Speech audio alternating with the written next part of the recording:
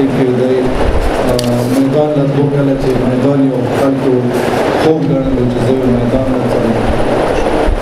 دا یې سټورونه دوه به ما سره ټول نور ترجمان مجادلو شخړې وي ټول کې وو چې ویډیو جوړاو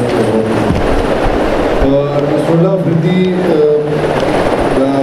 څرنګه د خبرو چې یو صحافي نه کامران صاحب چې وایي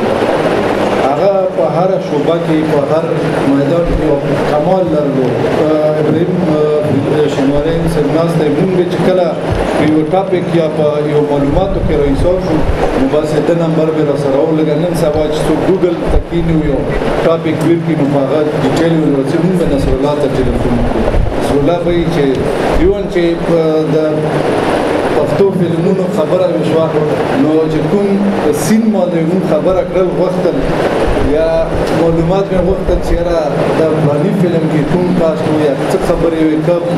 بیکګراونډ یې و نو هغه به پوره یو ډیټیل راسره شیر کړی سیاست کې خپله حصه اخیستې وه په هغه باندې خو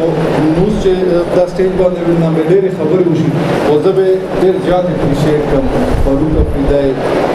خادم افریدی شو اسکانګل افریدی شو چې کوم د پروګرام یې راوړل ځکه چې خپل اتلان خپل شهیدان ستایل د خاوره او د پریس کلب ژوندی کړل مونږ سره لکه مونږ ډېرو ملګرو ایوارډونه هم اخیستي اوس هم ژوندي مونږ اخیستي خو نه چاسته مونږ سره کوم ژوندي او تکړه صحافیان دي په کار دی چې عام وستایل شي همدغه باړې پریس کلب نه مونږ څو ملګري دي چې پکې اسلام ګل افریدی څومره ایوارډونه یې راوړل قومي سطح باندې بین الاقوامي سطح باندې په کار دی چې دا اپریشیټ شي د مونږ صحافیانو اینده باندې حوصلې اوچتېږي په دا باندې ملاتړ کېږي څرنګه چې ملګري وویل صحافیان نو ملاتړ کړل داسې چې علاقې له به مؤثر اواز اوچتېږي په اینده باندې او د نصر الله افریدي په هکله چې کوم نن پروګرام وشو یقینا چې ما ډېر کالونو نه ډېر وخت نه ما صحافت لږه دل برداشته شوي وو پرېښی مو نه په سکرین راته دا ملګري بار بار به ګیلې کړی چې ته په ټول بس میدان نه پرېښی نو حوصلې به یې کړې خو نن دا پروګرام سره نن دا تاسو ستایلې سره ستاسو راتګ سره ملک ورز خان صاحب بزرګل صاحب دا نور ملګري چې راغلي دا په اینده مونږ له ډاډ راغلي په دا باندې نن ما